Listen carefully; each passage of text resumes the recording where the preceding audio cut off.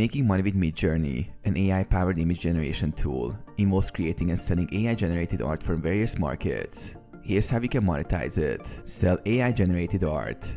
Use MidJourney to create unique digital artwork and sell it on platforms like Etsy, Redbubble, or Society6. Offer wall art, posters, t-shirts, phone cases, and home decor featuring your designs. Sell downloadable digital prints for customers to print at home. Offer freelance design services. Use MidJourney to create logos, book covers, social media graphics, and concept art for clients. List your services on Fiverr, Upwork, or 99 Designs and market yourself as an AI-assisted designer. Create and sell NFTs. Generate one-of-a-kind AI art pieces and mint them as NFTs on marketplaces like OpenSea, Rarible, or Foundation. Promote your NFTs through Twitter, Discord, and Instagram to attract buyers. Sell print-on-demand products. Use MidJourney art to create print-on-demand merchandise such as t-shirts, mugs, stickers, and posters. Upload designs to Printful, Teespring, or Printify and earn passive income from sales. YouTube and content creation.